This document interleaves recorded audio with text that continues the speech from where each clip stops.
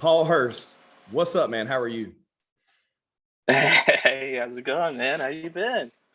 Ooh, man, it's been a long time. So I haven't seen you. We were just talking a little bit before we started. It's been almost 12 years, I believe. It's been a long time since high school, and we both have been completely hmm different ways, different lifestyles, and stuff has come back together, and it's just awesome to reconnect.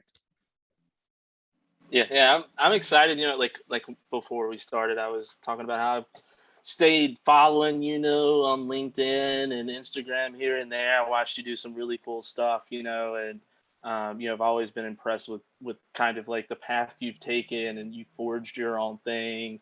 And I've always wanted to stay in touch, so I'm glad that we got to do this because when I come home, it's usually for a week at a time. And, like we were talking before, you want to spend the time with your family and then you got all these friends and your vacation ends up becoming more of like a road runner thing.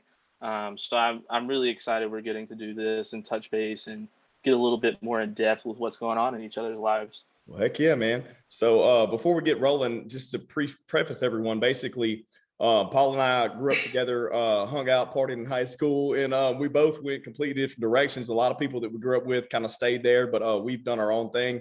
And you have actually moved to New York City and become an attorney. So, Mhm. man, I really want to talk about that a little bit. So, from I guess the past 10 years of your life, it's I have no idea. I don't know what you've been doing. So let's talk about it, man. What have you been doing since I saw you last? Well, I guess, this would be a good point to give a shout out to Preston Wood because at the end of the day, I never would have moved here and done everything and been able to achieve everything if he never would have shot me in the eye with a paintball gun. We were kids, so that kind of put me on this path of like really focusing on school. And I graduated high school. Like we said last time we were really in touch was in high school, and moved up here for college. It was one of those things where my dad gave me two suitcases and was like, see ya, have a good time in New York. And I moved up here to a city that is crazy in some ways because there's so much going on. There's so many opportunities, so many people that you can meet from all over the world. But it's also a city where like you can feel like very lonely. So I was fortunate when I moved here for college that I met some really great friends that I'm still friends with today. Went through college working. That was an experience juggling those two, maintaining like the lifestyle up here because it is a little bit more expensive to live up here. And then law school after college, and everything kind of worked out for me in ways a lot of times when I didn't see it coming. Usually, like in those moments where I was most concerned about like, what am I doing here? Like I'm up here by myself. There would always be something that kind of kept me going, and things have fallen into place with the work that I've put in. And I'm fortunate that I've managed to stay employed through the pandemic. And I'm an attorney. I got admitted to the bar, passed the bar exam. That was an experience that I'd never want to go through again. That was like the actual bar wasn't even the worst part. Like it was the 2.5, 3 months of studying, 8 to 16 hour days leading up to the bar, because I knew I never wanted to take it again. I know like I wanted to take it and I wanted to pass it. Um, and if I didn't get a passing score in New York, I was going to find a state that I had a passing score in that would accept my score because it was traumatizing. But I'm glad I did really well. I passed it, got a job, and I'm enjoying life right now as an attorney. I'm trying to get through that, post school phase and into a career, because that was one thing that has been interesting is because I didn't graduate law school until I was in my 30s, or like 30, 29, 30. So like I feel like I'm behind the ball in a lot of ways because a lot of our friends, like we said, are they stayed in Louisiana and they stayed working those jobs, and some of them made really good money, and they've been working for the past 12 years. Yeah. um, so it's been an interesting kind of dynamic in figuring things out. Where do I want to go next? Because do I want to keep renting in New York? Do I want to buy something? Because I moved to New York because I was like, I don't need a vehicle. Yeah. You know, that cuts down on the expense of being somewhere. But now I'm in a position where I'm like, I would like to have a vehicle. I would like to be able to drive to upstate New York on the weekends when I have a long weekend, because it's beautiful. I mean, it's like back home. You know, it's giant rivers. I mean, up here, giant rivers. You know, mountains. You know, big hills. Like lots of fishing lakes. You're only a few hours from Canada, so I mean, there's so many things that are right at the tips of my fingers that now that I'm getting to that point where I'm like, maybe I need to get a vehicle, maybe I need to buy a house, maybe I need to start thinking about these things. And it's been an interesting experience. Like, what about you, man? Like, how's life been for you? Like, I know you've been doing some marketing. I've seen that you've been doing some, that MMA stuff. Yeah. I've seen all kinds of stuff from you lately. Man, just like you, man, just trying to figure out where I fit in the gaps. You know what I mean? Mhm. Spent a long time in the oil and gas industry, realized I didn't want to do that. Got into the marketing phase. Love it now. I'm able, run my own business with a few other partners. We're able to, bob and weave and do our own thing and have a good time, help each other out. The MMA thing was always a passion of mine. I never really went pro in making money doing it. And now I'm still involved with a lot of promotions and doing stuff with UFC Fight Pass. So it's fun. Able to still stay involved and not get hit in the face anymore. That's always, fun. But man, on the upside of all that, it's really just being able to share people's stories like you and get connected. Like, it's so funny where we come from. We come from somewhere that's so small. Mhm. People will go their whole lives and not know where that's at, know anything about it. And the community of how close knit so many different types of individuals with different backgrounds were, and what we've come and grown into now is just amazing to me. You know what I mean? I can't say it enough. It's just crazy what we've grown into, and just coming from different areas and mending in that small town, like that small town everyone knows everyone mentality, but then getting out of it and getting away from it and realizing that that's not all there is to life. Yeah, yeah, yeah. Yeah, and I think that's the other thing that's interesting too is, because there was one point where that's what I wanted. I wanted to join the Marines. I wanted to live in small town USA, and I wanted to spend my life fishing as much as possible. Yeah. Because that's what I grew up doing. Running around barefoot, living on Lake Vistano, fishing as much as possible. And that was the crazy thing too. Is like it was fostered all around. I remember showing up late to school, and the only question getting asked by the principal is, "Well, did you catch any big ones?" So it's or like I remember getting called to an assembly. I think I was in junior high school because the principal ran over a 6-foot rattlesnake and wanted to show everybody. Um, so like it's sometimes I really miss that like small town life where everyone knows each other, everyone waves, and Yeah. your neighbors, maybe not your best friend, but if a tree falls down in your yard, they're there to help you lend a chainsaw, or a good friend will split wood, but a neighbor may just lend a chainsaw. Yeah. So it's like up here, like I was saying earlier, like New York City has 8 million people in it. I don't know my neighbors at all. Yeah. I've lived in buildings with thousands of people and didn't know any of them. That's insane too, because like how big is that square mileage wise? It's not very Oh, big. it's tiny. Yeah, it's Right. tiny. That's 8 million people's inside something that's under a few square miles, whereas like Dallas Fort Worth is 7 million people in a broad area. You know what I mean? It's a Mhm. lot of people. No, it's super super condensed. But that's also like kind of the interesting thing too is like from where I live to work is only like 5 miles. Right. But it takes me an hour to get there. And that's and traffic can get pretty insane. I bet. When you because it's crazy how many people own cars up here. Like I said before, there's a big reason why I moved here is there's so much public transportation that is so reliable, but I mean it's almost impossible to find parking anywhere, much less drive during rush hour that lasts 2 to 3 hours at the beginning and end of the day. Um, it's been an experience, Well, but a good one.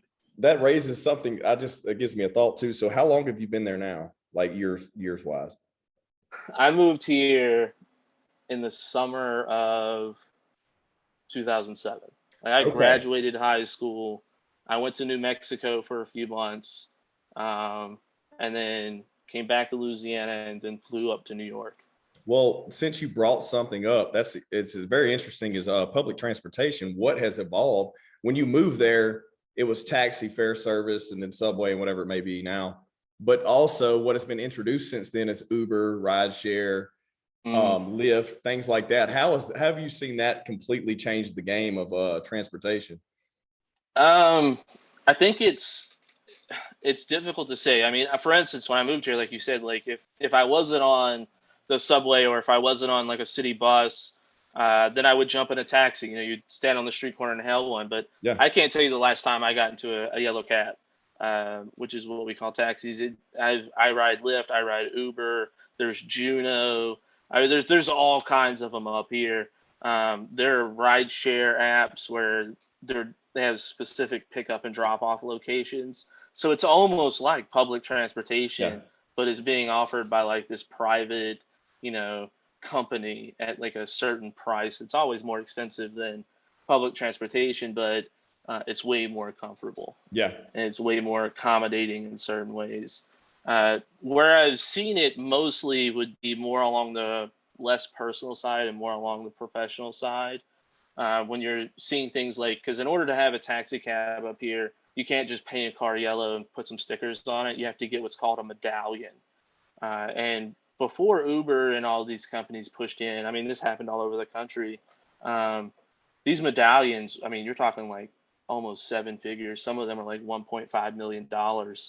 People would, get them and sell them. And Yeah. so it's been interesting seeing these people who, take, because they don't buy them. Most of them don't buy them outright. They take out loans to purchase them because it's a business thing. Watching them kind of struggle and watching the city and the state try to address these issues of, these people who are losing a significant income while simultaneously having to deal with the financial, burden of taking on this type of business. Because there were a lot of things that like Uber and Lyft weren't having to do. Like they don't have to get a medallion.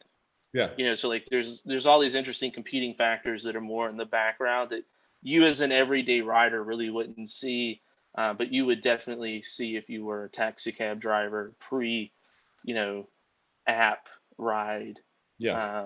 requesting.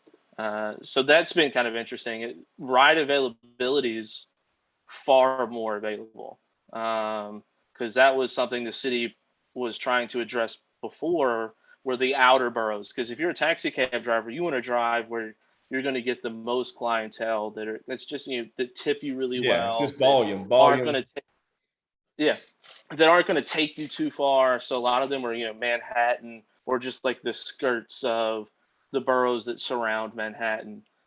They wouldn't go like deep into Brooklyn or deep into Queens or deep into the Bronx. Uh, so they were creating like these other types of cabs that could only pick people up in those outer parts of the boroughs. So seeing how Uber and Lyft has created a little bit more accessibility to these communities that weren't being underserved has been kind of interesting. But other things have happened, that are a little bit more pedestrian, I guess. Bikes. So like now you can walk up and down the sidewalks, and there's these like kind of like stalls almost where bikes are parked, and you have like a membership where you can take a bike out and ride it to another point in the city and drop it off at that stall. It's just seeing a little bit more of things like that pop up all over the city to kind of give even more options as far as like cheap, affordable transportation somewhere. Yeah. I mean, yeah, it's interesting how, so much has evolved in the past 10 years, or even 5 years to what it is now. And how people have to, I mean, you got to make do. It is what it is, like, so what I want to talk about this because we haven't at all. What did you do when you first showed up to New York City in 2007, a high school graduate? What was your hustle? How did you make money before you how did you get along through law school? Well, I think I was fortunate in some ways. I have an uncle who has really been there for me, since I started this path of like focusing on like getting an education and driving the career from that. Um, he was an attorney as well. He's one of my Okay. father's brothers. And he had an expert witness that he became really close with from his time working in the corporate world that lived on Long Island, New York, which is part of Queens. It's all the same massive land piece that's in all like one big island, but you have Queens and then you have Long Island, which is further out, which is technically not part of New York City. Yeah. And I stayed with him, and that was helpful in a lot of ways because he kind of helped introduce me to certain aspects of the city, like commuting and getting back and forth. And of course, I got delicious food that him and his wife made. That was just it was coming home from the city to like an actual home really helped a lot. I think I would have been a lot more jarring moving from the village of Heflin to an apartment building Yeah. where I knew nobody. Um, but I also was fortunate that there's a private company up here that provides housing for anybody who's doing any kind of form of like education. Because a lot of like I went to Baruch College, which is a CUNY school, which is a city university of New York. Um, it's part of like the state school system, Okay. and they don't have housing because they're predominantly designed to provide like a college education for city people. So they don't have housing because most of their students live in New York City. Right. So there are several schools like that, and this company would provide a very similar service to living in dormitories. And we had the money to pay for 1 year to live there, and then I was able to get a job working for them, which gave me free housing and also paid me a small amount of money every month. Um, and then I just kind of grew in that company as I went through college. Like I worked my way up, and I eventually was doing some maintenance work in one of their buildings, like a site maintenance manager. And then I quit that when I went into law school. So it was fortunate in the sense that I moved here and had somewhere free to live.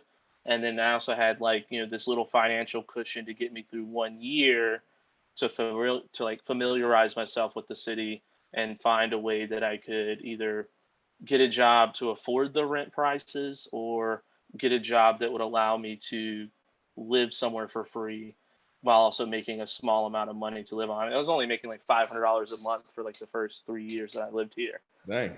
So so it wasn't like, but I was living for free. So it Right. was, eating, really cheaply for a number of years. And this was when I was at college, so I was still getting those like care packages from home. Like Yeah. my mom would order things on Walmart.com, and she'd send me some Tony Chatteries and some ramen. And, and so that's how I survived the first few years. And then through law school, I did a number of different things. Some of them were like paid internships with like New York City Transit in their special investigations unit. I worked in the admissions office for Brooklyn Law School, where I went to law school. That paid me some money, that helped out a lot, and a lot of it was my income as far as like living expenses after college were kind of like student loans, stuff like Yeah. that. Like I got a scholarship at Brooklyn Law School, so that kind of cut down on how much I had to borrow to pay for school. But that also allowed me to essentially borrow the same money. It's kind of like, when someone goes shopping and they spend $300, but they buy a lot of stuff. And they're like, but it was all on sale. And it's like, you still spent $300. Yeah. That's kind of what like the student loan situation was for me. It was like, well, it's not just to pay for school. It also helps me kind of like supplement my income for like living situation. Uh, and so now I fortunately make enough money to pay all my bills and stay on top of things and not have to like, how much money do I have? Like, what am I going to eat? I can kind of more freely enjoy life, I guess, but still be conscious of like my spending. So it's been interesting. Nothing wild or crazy. I almost got into security because I had a really good friend who did security work up here. And it just always seemed interesting because even events that like aren't significant when you're from where we're from, are significant. Like, Yeah. I Yeah. remember he met the Sex Pistols when they were playing a concert. Like, he did security for like MTV events. I mean, like, he met all these people that you're just kind of like, wow, that's really cool. You met these people, and you get like these interesting perspectives of people that you wouldn't get, because the only perspective you're getting of them is from like news outlets or magazines or kind of like gossip columns. So like I thought about doing that, because I'm like, it's New York City, even working somewhere like pointless. Like, I remember I went out to a bar in Greenpoint, Brooklyn one time.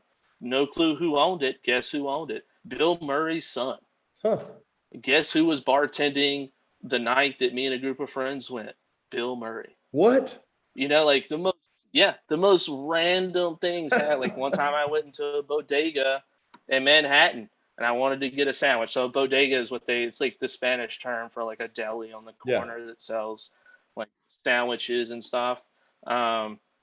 I went in, and who other than Gene Simmons is there ordering a sandwich? Like, here's this guy from Kiss, and you're just like, hello, sir. Like, Yeah. I Those don't of want you who to, are I don't want to listening, interrupt you, but those of you who are listening or watching, the guy with the long tongue from Kiss, that's who that is. Who don't know who it is. so you have all these really interesting opportunities in just like the mundane life. Um, and when you think about doing security in a place like this, it just seemed exciting, but Yeah. I never got into it. Like, I took the classes, but I started making a little bit more money working for that private housing school. I worked for Stevens Institute of Technology as what they called an area coordinator, which was kind of interesting. Another free living situation, making some money every month. So it's been kind of bouncing around. I've been fortunate though. I've lived almost everywhere in New York. Like, I've lived in Manhattan, I've lived in Brooklyn, I've lived in Queens, I lived in Long Island. I think I've lived in like 8 different places in Manhattan. Um, where I currently live is Queens, Astoria, and it's probably the place I've lived the longest. I've lived here for the past 6 years. But other than that, like, almost every year I was in a different apartment. Okay. Well, I mean, that's giving you perspective on the entire city and the culture. I mean, there's nothing wrong with that. I think that's cool. You learn to live with very little, because you learn really quick. It's not like back home where you're like, oh, I'm moving. You get your friends over with your trucks, and you got places to park, and you can load things up. I mean, you're double parked, so you also want to get the smallest vehicle possible. So most of the time I would move, I would just like throw almost everything away. I'd be like, yeah, like trying to, and then a lot of places, if it's under 7 stories, they don't have elevators. Carrying everything up 5 flights of stairs in the summer in New York, when it's like, I remember I did this. It was 102 degrees. It was 92% humidity, and we were walking up 5 flights of unair conditioned stairs to get to the apartment on the 5th floor, and it took us 4 hours to get moved Woo. in, and like 8 gallons of water. It was. So you just get to a point where you're just like, I'm done. I'm done moving. I'm not going to do it anymore. And if I do it, it's going to be in a luxury high rise that has a freight elevator. Like, I got to pay somebody to move my stuff from now Yeah. on. I'm getting too old for this. Yeah, no, I hear that. Well, so what type of law are you practicing? So I do.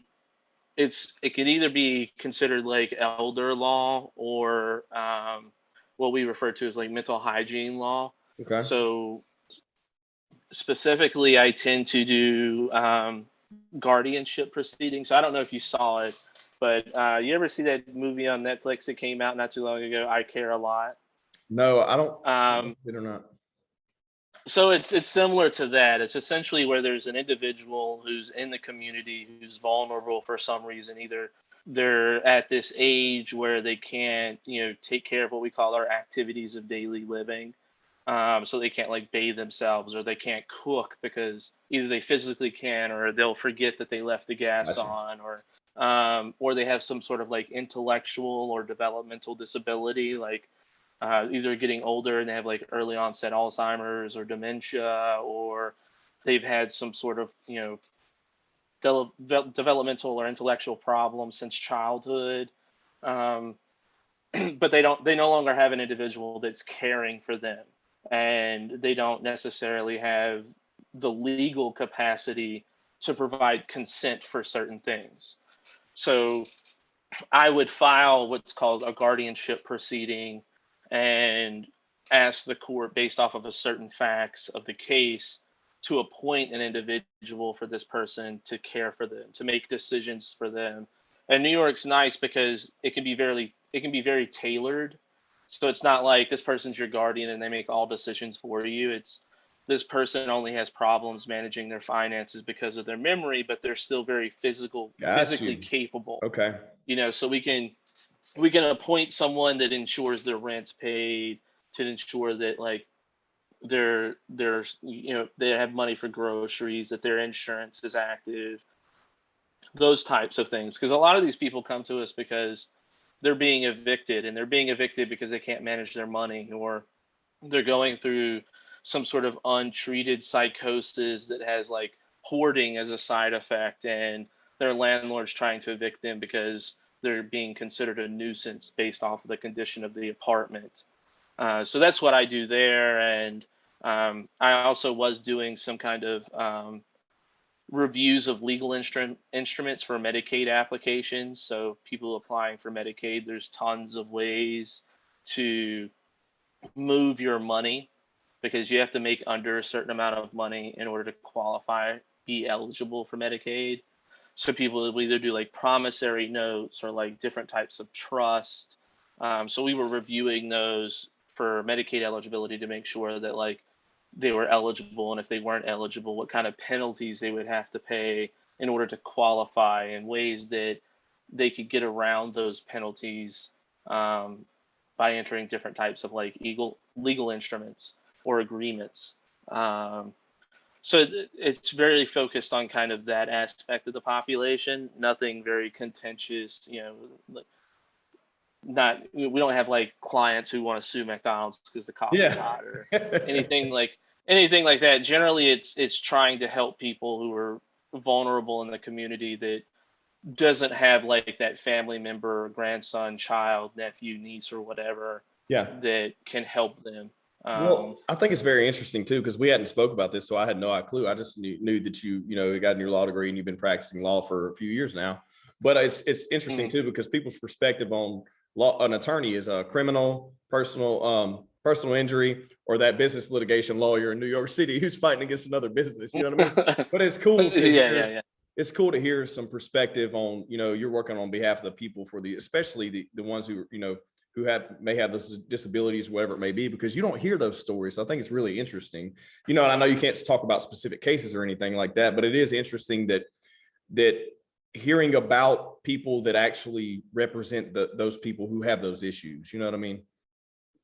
Yeah, yeah. I mean, it's one of those weird situations where it can be very gratifying, because like what you're doing is to try and like remove this individual from whatever situation that could be hazardous for them. But at the same time, like you end up seeing some like really dark sides of humanity, because like not all these people are just lonely in the community with no one. Some of them are being like exploited by family members Yeah. or exploited by neighbors. So you really see, because like you read some of this stuff and you're like how could they do this to this person, like take everything essentially and have them be like financially insolvent. You see some very heartbreaking things, and sometimes you see people who really need the help but can't comprehend that they need the help because of whatever issue they're having, whether it's some sort of psychosis, paranoia, bipolar, like, because there are like these are all spectrum type things. Like people can be far more severe, and they'll just refuse help for a number of reasons. But like you just said, for instance, I had a case here recently where the person we were trying to do this for was very upset about how he thought this was a social problem, like the issues that he was dealing with and the help that he felt he needed. He was like, this is a social problem, but he was like, it feels like we're currently in like a lawsuit setting. Because like he called me when he was served with the papers, because my information is on the papers, and he was like, am I being sued by, such and such, my employer? And I was like, who are you? I can't answer that without like Yeah. certain information. And once we clarified it, I was like, no, you're not being sued. Like it's a motion, it's an order for a hearing to make it to like reach a certain determination. And he was like, well, it reads just like a lawsuit. And I think that's something that kind of speaks to what you just said. Is most people look at Law and Order and they see Yeah. like these, like it's nothing like that. Like some crazy stuff does happen in court. Like you're like, oh, did not see that happening. Yeah. But it's like the attorneys tend to be a lot more professional. Like the higher up you go, because in New York, the Supreme Court is actually the lowest court, Oh, and then it okay. goes up into the appeals court. Most states, like places like Louisiana, like the Supreme Court is the The highest highest. court in Yeah. the state. Um, in New York, it's not that way. Supreme Court is basically like trial court. There are smaller courts, like housing court isn't in Supreme Court. It's something very specific. Um, so that's been kind of interesting. It's just I forgot where I was going with that. So yeah, the Supreme Court is much lower, but even at that lower level, you still have attorneys who like very like they follow rules. Like there's no shouting or yelling in the courtroom. Like judges won't put up with that. Like there are, and you always know where your line of questioning is going. It's something that I also kind of thought was off about watching court on TV is like everything is like a surprise. Yeah. Most attorneys will not ask a question unless they know the answer to the question, because your whole point of asking questions is to obtain testimony that supports your position. So if you're going to ask a question you don't know the answer to, there's a good chance, especially if it's not your witness, that you're not going to get an answer that will support your testimony. So it's different in a lot of ways, and it's also interesting to see how many people are pro se litigants, so people who don't have an attorney. So I do a lot of housing court stuff. I do motions in a housing court, and it's really interesting to see. Almost every landlord is represented by an attorney, Yeah. but most people who are being evicted, they're not represented by an attorney, and most of these people aren't. I mean, I've met a few who were higher educated, and you're just a crazy person. Like you could resolve this issue, but Yeah. you're actively refusing not to. Um, but there are a lot of people who are just vulnerable in the community and may not necessarily have some sort of like disability of any sort, but just they grew up where there wasn't a lot of that support to get you through school and to provide you with different types of opportunities. Like their opportunities are far more limited, their resources are far more limited, and their responsibilities are like greater in a lot of ways. And it's difficult to watch these people navigate these court proceedings where like, and in New York it's fast. I mean, you're talking like tens of thousands of cases a day in housing court alone. Towards like in Louisiana, there's not even a housing court. No. Like they're like a lot of things happen in one particular court. Like like the criminal court is the same court as like all these other matters that get handled. Towards here, there's a housing court, there's a family court, there's a small claims court, there's you know, there like all these different types of courts that specialize in very specific areas. Um, so it's been a learning experience for sure. Um, and I've been enjoying it thus far. I do miss home though. I miss the ease of speaking. Like I'm so consciously thinking about my words right now. It's so hard. Hey man, Um, I understand that. I understand that. I mean, speaking to an audience, you always think about those things, especially if your ass is on the line for some legal proceedings or whatever. But yeah, it is interesting that you said that earlier. That that state differs so much where you can be a little more hands-on per client, like in what you have, like more of an a la carte service where it's like more specified for those individuals in support of those. Whereas in a state like this, it may not be that, situation where it's one broad umbrella covers everything, which is typically sometimes not in favor of that, whoever may be needing that service. Yeah, and I think that's interesting too, though, is like Kimber, for instance, we were talking about her before. Shout out to She's Kimber. somebody we went to high school with. Someone we went to high school with who's practicing in Mississippi, and Yeah. she does a lot of things. Like she does prosecution, she does civil, she does conservatorships. Like so as an attorney, it seems like you have to wear more hats in a lot of rural places. Yeah. Whereas here, you can specialize and do really well, and it'd be a very niche thing, not just like, oh, I'm a civil attorney, but it's like a very niche thing in civil law, like mental hygiene law or like guardianship or Medicaid or trust and estates. Uh, so it's really interesting. You also have like clientele, just like millions of people, Yeah. millions and millions of people. So it's always interesting, kind of seeing the diversity of attorneys and their practices and kind of what influence their decisions in like practicing in particular areas. Whereas back home, it seems to be a little bit more rounded. Yeah. Well, it's also interesting too. You brought up the housing thing, because like that's been something that's been huge, right, over the past year and a half, dealing with Hmm. COVID and these people that were avoiding eviction or may have been protected under these eviction clauses or whatever, and then those landlords trying to battle that. I mean, it's just a huge ordeal.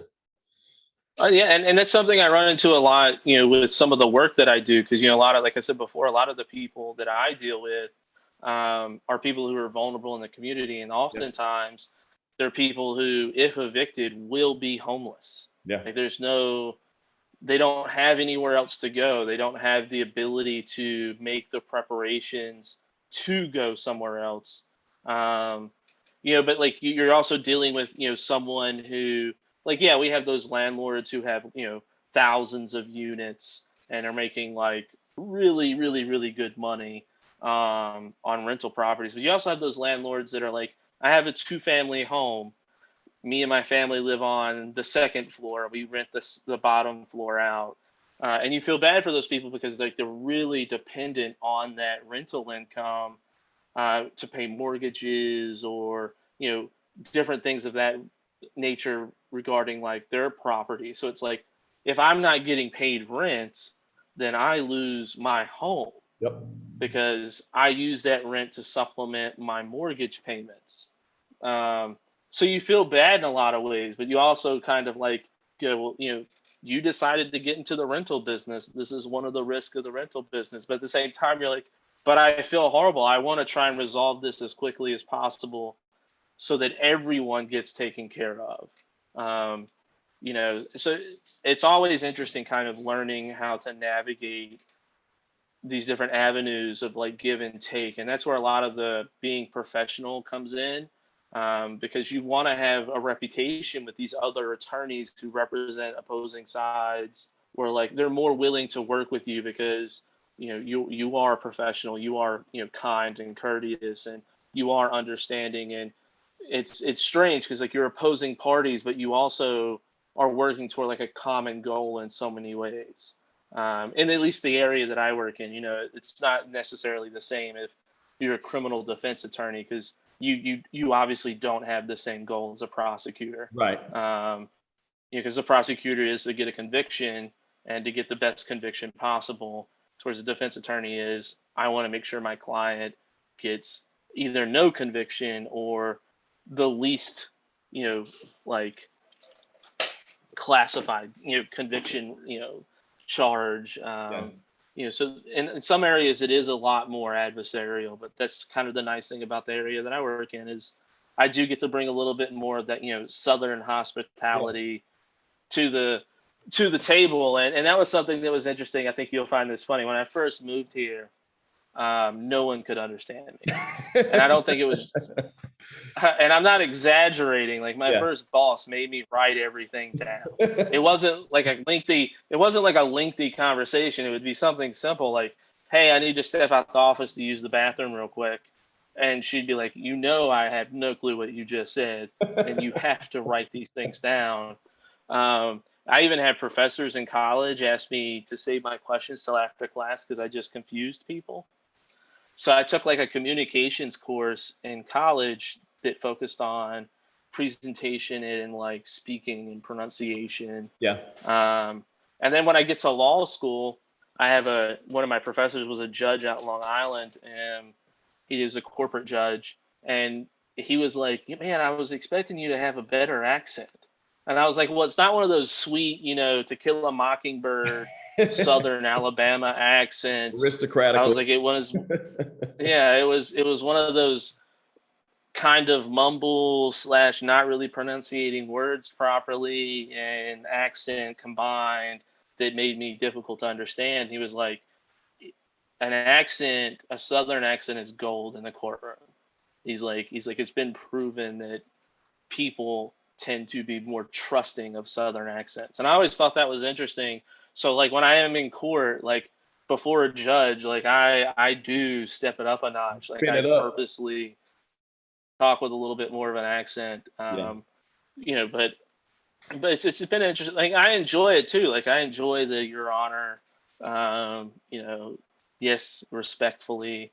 Objection. It's always fun to object to stuff, and Well, it's always fun to win an objection argument. Like when opposing counsel objects because your line of questioning is like soliciting a hearsay statement, and you get to argue hearsay. This is something like a particular area of law in regards to if I was questioning you about what someone told you, depending on the line of questioning and the purpose of the question, it could be considered hearsay. It's you testifying to what someone else said, which isn't allowable. So winning those types of arguments, because there's all these gray areas and little ways to get around them depending on the exceptions to hearsay. So stuff like that's really fun. I always found that it tends to be the very minute things that I really enjoy. Yeah. Not necessarily it's accomplishing that small thing and yes, I don't care what else happens after this. Well, it gives those warm and fuzzies, man. No, it is very interesting too, because getting into the industry I'm in now, and then coming out of the industry I was in before, which is just running around to oil and gas locations and drilling rigs and just talking to people that are all from the South typically, and maybe random individual from somewhere else. And then getting into the line of the work, just like you are, where you're dealing with people from all over the world, all over the states, having to dial that dialect down and speak and enunciate certain, words properly. It's very interesting how you have to watch how you say things. But it is always funny when you get back home around those people, you may be having a drink or two, and it all just comes back, Yeah. And it comes, that happens sometimes, even when I'm up here, just have a few drinks. I've gone on a few dates and I've had a few drinks and I've had them look at me and go you didn't sound like this a few minutes ago. Or when I talk to my dad on the phone too long, it comes out pretty strong then. It's weird in a lot of ways, because I live in a place where everyone has all kinds of accents. There are people from all over the world here, and it's always interesting having a conversation with someone where you don't understand them and they don't understand you, but you're both working to figure it out, and you create this weird bond with this complete stranger. So that's always been something I've enjoyed as well. It's just the randomness of meeting people in New York. Which you don't really, you still get that back home. You go to a gathering of some sort and you meet a stranger you never met, but they're connected to you, within a certain amount of degrees. It's your girlfriend's friends, brother, sister, or something like that. Or, it has been weird though, being up here, because back home when you meet someone in some way or another, the same person. Yeah. Whether it's a family member, and you can always where are you from? Oh, I'm from here. Oh, I know so-and-so. Oh, that's my brother, or whatever. And up here you meet someone and there's none of that. You can live in the same borough or even have gone to the same college and been oh, well, did you take this class? Or did you take that class? And not share any of those kinds of similarities. Yeah. No, man. I can only imagine. I've been to, I have not been to New York City, but I have been to Chicago, and I was floored by the cultural diversity, but I loved it. I appreciated it. It made me realize that there's so much more than that small town, especially that was one of the biggest cities I went to early on. And I was like, man, there's so many types of people here. You know, where we're from, there's only like a few different demographics, like a handful, you know, and then larger areas like where you're at now, there's hundreds, you know, and you can't like put a finger on it, but at the same time, everyone's culturally blending and living together and cohesively making everything work, which is, I love it. You know, I love it. Yeah, I mean, people. I mean, I've learned about places I've never learned of before. You know, and it's just like, what? Where is that? Where is that in the world? They're like, oh, it's South America, and you're like, I didn't know that was a place there. You know, so it's been really cool living in New York, and I still do a lot of stuff. Like, I think that's one thing that I think is interesting when I talk to someone from back home, is when someone thinks about New York, they instantly think about New York City, and they don't realize that although New York City does have like the largest population in New York, it's the smallest part of the state. It's almost like if someone thought of Texas and only thought of South Padre Islands. Yeah. You know, it's like that's the tiniest part of Texas, because we go fly fishing, camping, hiking, river fishing a lot because you have this big river that comes all a block from the river, and sometimes I just walk over and cast the line out and see whatever I catch. That sometimes I don't catch anything, sometimes I catch a lot of stuff. It's kind of nice blending the two like halves of my life together in New York. Yeah. Yeah, but I miss the food. I miss it so bad. I miss it. Well, I mean, I feel like I guess the southern part of the food, but I mean, man, you're privy to so much, so many different types of food there. I'm sure you've tried everything by now. It becomes overwhelming sometimes, especially like the ease of access of everything. Like I talk to my dad and he'll be like, "Oh, I forgot to go to the grocery store on the way home. I don't really want to drive back out of the house this weekend, because I just drove, an hour and a half to work on the interstate where you can do 70 miles an hour, each way every day this week. Whereas up here, I can open my phone and go on Seamless, and there's thousands of restaurants that will deliver to me in 40 minutes. Yeah, that's like crazy. And everything, like you just said, like Thai food, Peruvian food, Spanish food of all kinds, and it's just like so immediate access that it's going to be weird if I ever move out of the city and live somewhere where I can't immediately do that. But I've noticed that's something that's very different that I never imagined kind of thinking about these small things, growing up in Louisiana. Yeah. Well, what's the number one like small southern dish you miss from here? Country fried chicken. Country fried steak. All right. Country fried steak with like sausage gravy, mashed potatoes. I miss, and like the best place that ever made it was Mom's Diner over there. Oh man, that place. We used to go there drunk at 2 a.m. Yeah, that like I still daydream about that chicken fried steak. I like the woman that was behind there on that stove just knew how to do it. Like it was just perfect. Man, that place is it disappeared a few years ago, but man, I remember us going in there and biscuits and gravy and chicken fried steak and about 2 a.m. Probably was only like $10 too. Well, that's like the other crazy thing too, is I go home and things have changed a lot, and they're very noticeable changes. But I also live in a city where things change every day. Like I can look out the window and see 7 high rises that weren't there 5 years ago. Yeah. But the city doesn't feel like it's changed, if that makes sense. Like, yeah, it makes sense. The skyline has changed, but like it still has this very New York City to where as I go home and just all these places that you have all these memories tied to are gone, or like there's something else, or they're just not as good as they used to be. And it gives you this completely different feeling of home. Yeah. And I always felt that was interesting to live somewhere where things change so rapidly you don't notice the changes, to go back home to a place where things change very seldom, but when they do, it's extremely noticeable. Yeah. There's been constant kinds of things like that are like culture shocks in a lot of ways. I remember I used to get lost all the time in the city. because the buildings are so tall and they all would look so similar, and you haven't developed that kind of navigation of like landmarks. Where am I right now? It's interesting. I use north, south, east, and west here Yeah. more than I did growing up in Louisiana. When people were like, "Which way do we go?" Like, you head north, Yeah. and they're like, "Well, which way is north?" And, well, if you're walking on these streets, you're going north. If you're walking on these streets, you're going east or west or something of that nature. If you see that building, uh, so it's so strange to have like these other terms of referring to directions here. Which was back home, it's like two bridges and a right. Yeah. After you cross the second bridge, you take a right. Turn by that old house over there on the corner by the old tree, Yeah.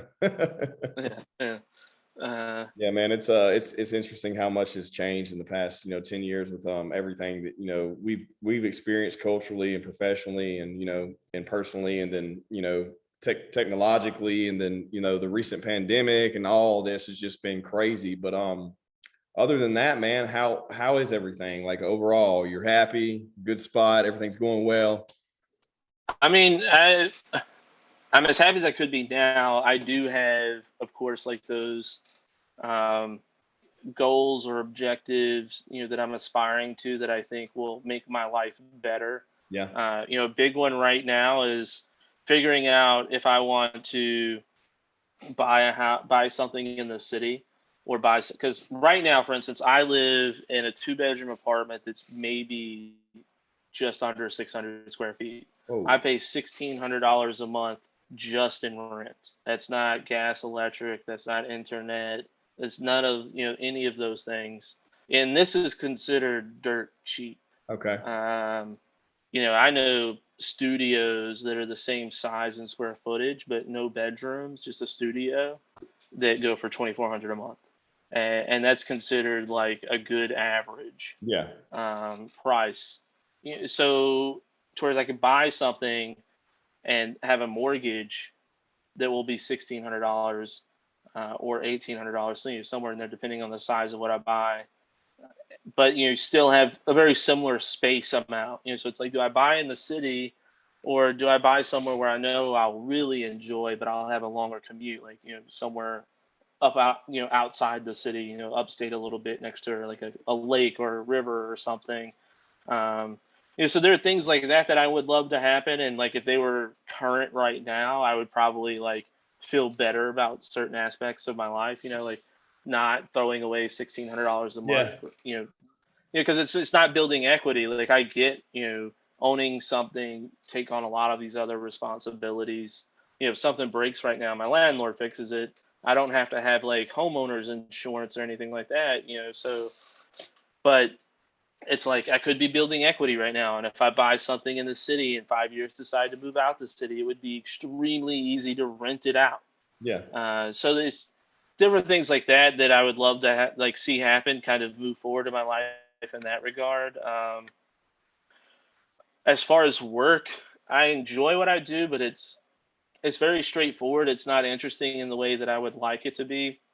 I would like to be doing legal work that has more questions about interpreting like what the law means and how it applies to like the particular fact pattern that I'm dealing with, like those gray areas of law, because those are cool areas of law where like the decision in the courtroom, especially if it's a gray area of law, like that becomes a standard that other cases are measured by. Especially the further up in the court system it goes, it becomes more and more ingrained in the legal practice. Yeah. Towards what I do now is very kind of um, formulaic, I guess. Like it's just there's no question about the law and how it's applicable, and like it's very clear what you need to do. Like it's really just plug and play for a lot of the cases. So I would love to do something like that. I've looked into jobs working for like the attorney general because I thought that would be interesting, doing like regulatory work, because there are a lot more questions about what exactly did the government mean when they said A, B, and C, and being the attorney that answers those questions. Because I have a lot of friends who are doing really exciting things because that's kind of like my creative outlet, like being able to articulate an argument that supports my position in regards to like a particular aspect of the law. I have friends that, like I have a friend who just started working for a startup who's the creative design director.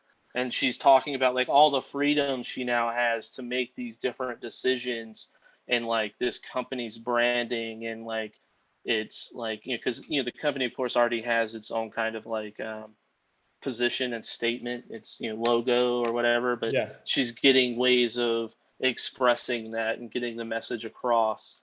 And I find that really inspiring, to see friends doing this in different areas of their life. I have friends that are really big into the film industry in New York and kind of listening to that, like their collaboration and working on their different projects and stuff. So I would really like to tap into that side of things. And I think that would be exciting and not necessarily make me happier than I am, but kind of stimulate me in more ways Yeah. to be more collaborative working, like to collaborate with attorneys on those types of problems and have those types of like debates that kind of, force you to think about things in ways that may be a little bit more unique than someone else. Um, but yeah, I mean, for the most part, I'm doing good. I feel good about where I am. Like I finally got somewhere, and I think that's what I'm dealing with now. Right? Is Got there, now what I do the next? Yeah. right. The objective has been achieved, and the objective was go to college, get into law school, become an attorney, and now it's like, what is my next big objective? Like, what am I going to take on next? It's going to take me several years to achieve, because that's kind of the problem right now that I'm dealing with is I don't really have that, and I'm trying to figure out what it is. And do I want it to be something personal, or do I want it to be something professional, or can I figure out a way to merge those two? Like they just legalized recreational marijuana in New York, and that's exciting for me because they're currently drafting all of the laws and regulations and policies and procedures on that. And I'm like, that would be a great area to get into, especially now that the federal government's talking about legalizing it. Because if you can get in on those ground floors and be a part of kind of like the foundation of, you know, those legal positions, it really opens a lot of doors for you. Whereas what I do now is it's something that's been around. It's always going to be around. It'll change here and there based off of who's elected and like what their platform is and their like how they believe they can achieve the objective they want to achieve best. So I think it would be cool to get into like those kinds of areas because that's another area where you have a lot of branches. You can really be cooperative in the way that you practice and make income, I guess is the best way to say it. You can participate beyond just Yeah. being an attorney in the field. Yeah. I mean, it's You can exciting to be be able a to get into business something, partner. to get in something on the ground level and be, be involved in something that can be referenced later on. It gives you, a more fulfilling purpose instead of just, taking the steps and doing the same things. I get it. I understand because a lot of us get it and caught up in the motions of doing the same things all the time. And even though it is very important and serves a purpose, it may not, have that self-fulfillment, that you're looking for, but it still is exciting that you're doing it. You know what I mean? Yeah, that ability to look back and say I started that, I created that, Yeah. especially if it's something that um, in a lot of ways can fund because I think that's interesting too is just and I like it's like one of those things where you hate to say it but you also like it's just part of life as an adult I guess is figuring out ways to take what you enjoy doing and having that be what supports you as well like to make something work not work I guess Yeah. like that Alan Jackson song if I could make a living out of loving you Yeah. I'd be a millionaire in a day or two Yeah. like that's kind of I guess is what I'm looking for. I'm looking for that thing that can be the next project, the next objective of my life that will also be something that I can make a lot of money while loving what I do. Yeah. Because it's just like I said before, like a lot of people I know are doing really cool and interesting things, and having that kind of financial backing of my own would allow me to get involved in their projects and kind of be a part of like making their kind of dreams come to fruition. And I enjoy that. I enjoy even if it's just being a connector of people. Yeah. And like watching that kind of blossom, like I think that's cool to, to participate in Yeah, I those definitely. ways. So I think that's something that has changed a lot about moving up here, is kind of like just perspective on like life and people and like who we are and who they are. Like it's been exciting, man. It's been exciting, and like getting to see you and talk to you and see how much you've grown and see how much you've changed, and kind of, you know participating in this, because it's something that you're passionate about. Like I was super stoked when you asked me. I was also in the back of my mind like, I'm gonna be on a podcast. Yeah, because I watch like Joe Rogan. Like I watch Joe Rogan all the time. I'm like, man, I would love to be on a podcast. It Yeah. looks like so much fun. Because he like it's just I think he's a funny guy, and I think he Yeah. has great guests on. I think they talk about great stuff, and I was really excited to participate in this with you, and also get to catch up with you, and kind of, because that's something else now that I'm out of law school, and I'm not splitting my time between going to school at night and working during the day full time, like, because I didn't really have time for people. I barely had time for the person I was dating then, and like it really put a lot of strain on our relationship, like having to devote so much time in law school. Because I'd wake up in the morning, go to work 8 hours, leave work, go to school, and I'd get home, at 11 o'clock at night, and she'd be like, "I want to catch up," and I'm like, Yeah. I'm tired. Yep. Um, so I'm trying to do that. Like that's one of like the smaller objectives, I guess, that I'm trying to do now to kind of brighten my life a little bit, is to stay connected to people from my past, and like figure out how I can participate in their lives that's, constructive, and also like, because you being where we're from, you oftentimes get in those conversations that aren't really about anything. Yeah. Oh yeah, dude. Yeah. Oh my God. Yeah. I mean, it's the thing. It's something you realize when you get out of that bubble, that if people only talk about people, then there's never any growth. There's never any structure. There's never any intercultural mingling. There's never anything productive out of it, because we can't get out of our own box. So it's Right. always so exciting to actually have conversation with meaning.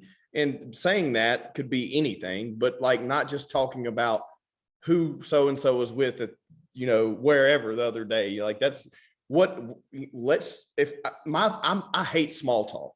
Like I love that when I do these podcasts, I've realized that we are talking about something meaningful. When we have these conversations, Right. people can relate to them, and we're not talking about bullshit. Like we're having meaningful conversation that hopefully structurally grows into something other than Hmm. just saying what so and so is doing with so. I mean, it's so great that you said that. It excites the hell out of me.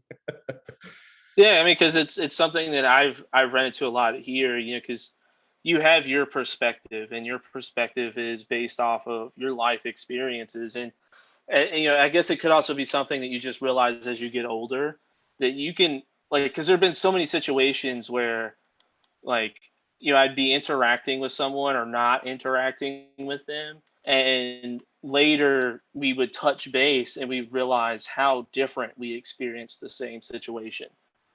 And it kind of opens your eyes to, like, someone else's perspective, and like why do they have that perspective, and what is it, like it kind of creates this curiosity about this other person, which then, if you're doing the right things, drives on to getting to know them and developing a relationship where it's like, the kind of questions you're asking, like what are your goals, like what are your aspirations, and then figuring out how you can participate in those, Yeah. whether directly or indirectly, because it's really cool to like watch someone achieve something, um, and to be a small part of that, Yeah. even if it's just that you just knowing it, like.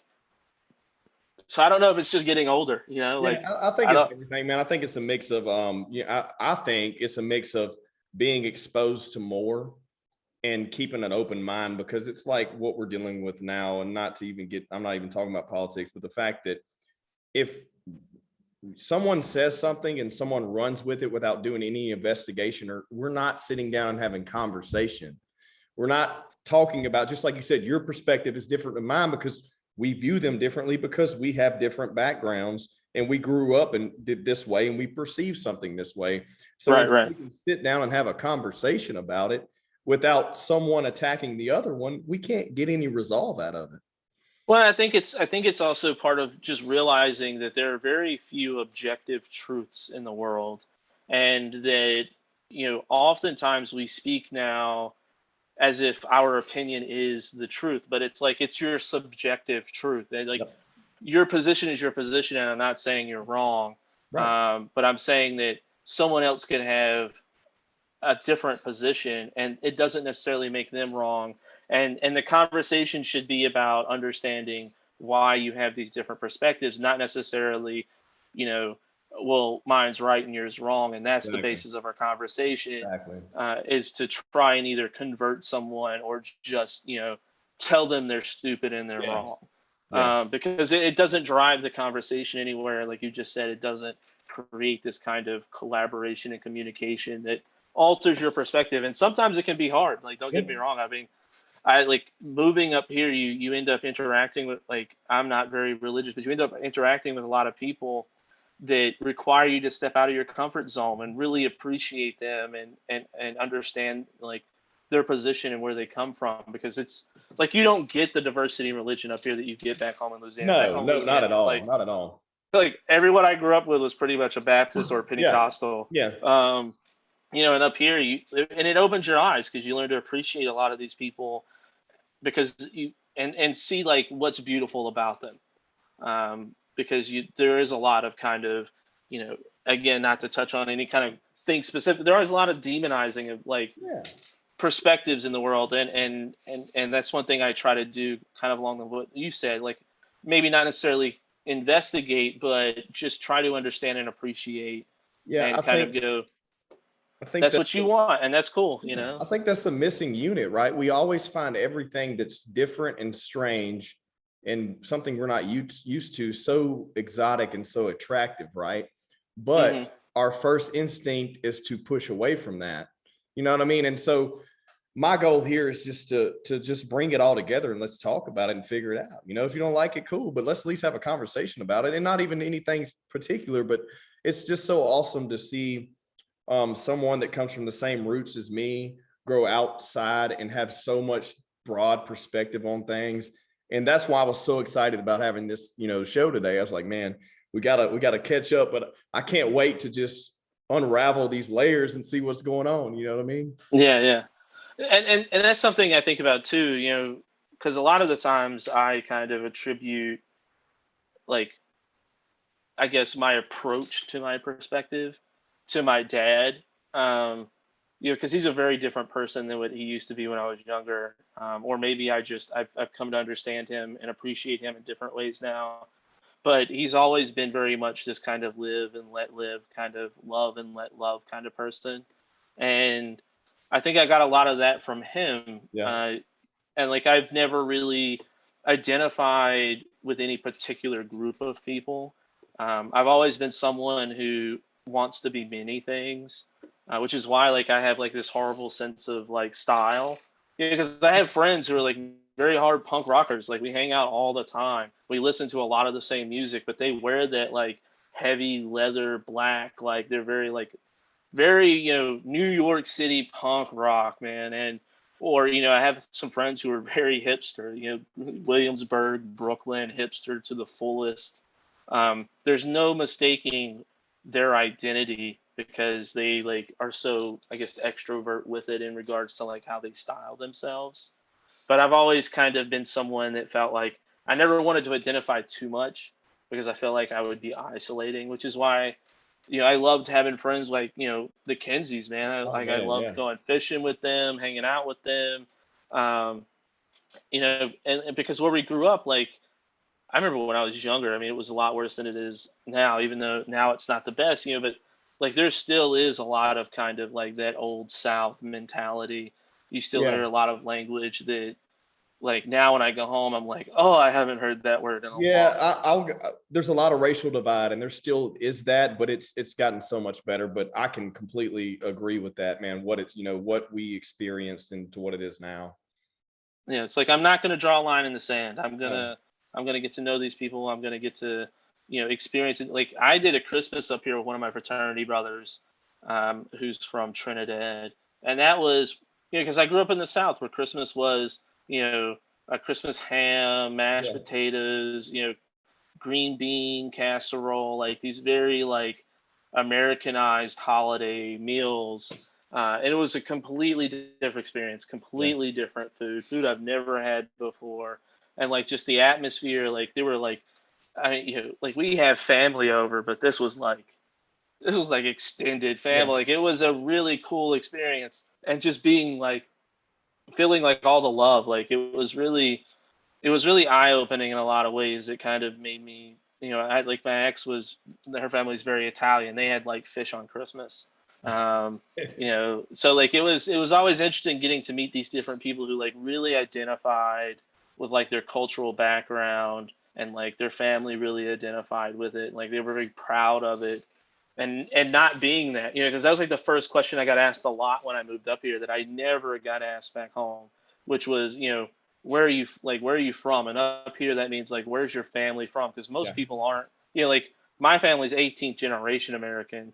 Most people aren't that up here. Most of them are second, Yeah. first, some of them are third, so they're not very, like, they're very new. Like there aren't a lot of people whose family came over on like a boat into New York City. um, so it's always been kind of interesting. I've never been asked that before because back home no one cares where you're from, Yeah. because mostly they know where you're from. You grew up down the road from me since you were 2 years old. So that was kind of interesting, being asked that question because I didn't know how to answer. I was like, from here, America, Louisiana specifically. I don't know what to say to you. Um, but it's been a whirlwind of experiences and people, as far as just everything, food, culture. I mean, I got to go to things I only saw in movies as a kid. Like I got to go to a basement party in a cramped basement in Brooklyn where I was probably the only white guy holding on to a pipe with his DJ crammed into the corner and everyone just going crazy. And you're just like, never thought this would happen in my life, Yeah, that I would be compared doing. to right next to Lake Bissano around a fire with about 20 of us drinking natural Yeah, ice, screw it. natural light. Yeah, screw it. Yeah, screw it. Hey, watch this. you know. Um, Man, yeah, it's. That's the cool thing too is when people find like where we're from curious. Like when I yeah, tell people, yeah, I eat frog legs, I eat squirrel, and I've had possum, alligator.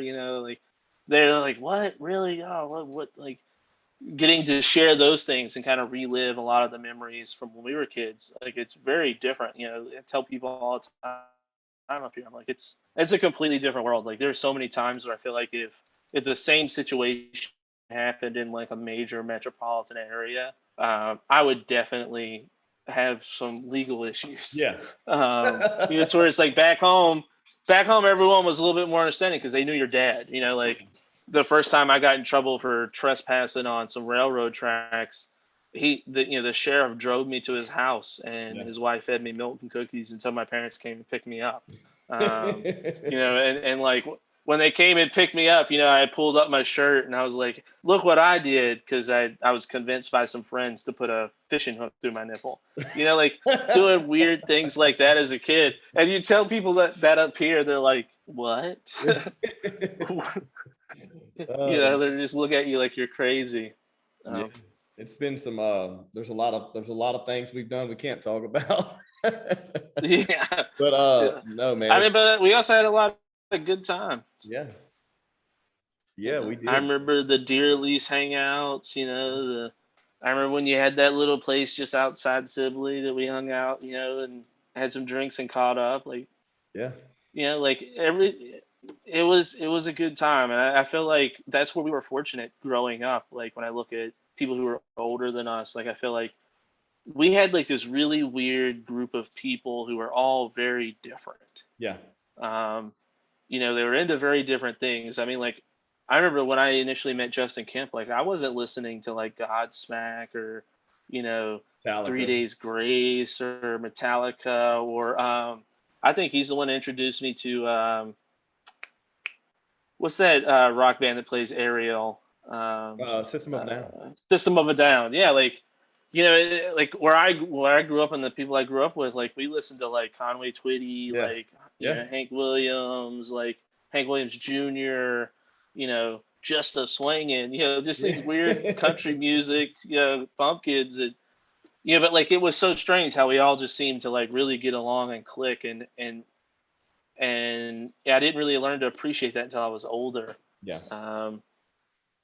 But I miss going on mud riding and hanging out in the lake or the bonfires, running yo-yos, trout lines, and just taking it easy. Sometimes it's nice to have a conversation about the weather Yeah. and just sit there.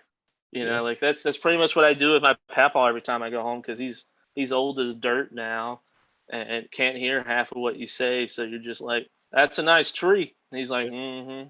Yeah. That's the conversation. And you just sit there and look at a tree together. Yeah. I mean, It's the diversity is something that you learn to respect as you grow older, but the simple things that we took for granted now are something that that we reflect on, which is always exciting. And it's cool now to have those conversations with someone you experienced it with instead of just someone that you really didn't connect with, you know what I mean, in those situations. Mhm. But Yeah, because oftentimes like they remember stuff, and you're like, yeah, "Oh, I didn't know that." Yeah, yeah, yeah. yeah. Well, look, man, it's been fun. Want to wrap this Yes, thing sir. for people, I don't like to go too long, but I feel like we need to have another one soon. I'd like to reconnect with you soon and see how everything's going, man. But it's been really exciting. Shout out to everyone who may be tuning in who haven't seen us in a while. I'm excited to get Yeah, some yeah. feedback on this for sure, man. But man, I just hope everything goes well. I'm excited for you. I'm excited for what you're doing over there. I hope to visit you soon, hopefully, as these travel things line out with what's going on in our nation right now, that I Hmm. can come see you guys soon and we can have a drink or two. Yeah, man. I mean, that's what I tell people all the time. I'm like, you have a free place to stay in New York City, where the average hotel is like 300 plus a night. So it's Look, like, man, I will be the guy to take you up on that for sure. This is not talk. I will come see you soon. That's for sure. I'm looking forward to it. And I'm also looking forward to catching up again. Even if it's not on the podcast, I'd Yeah. love to stay in touch. And in the future, if there's ever an opportunity for us to work together professionally, that'd be amazing. But if we can just keep the personal conversations and these types of interactions up, like I think it would be a great experience. Like moving forward. Heck yeah, man. Well, everyone, thanks for tuning to the podcast. Paul Hurst, great to see you, sir. And we'll catch you on the next one.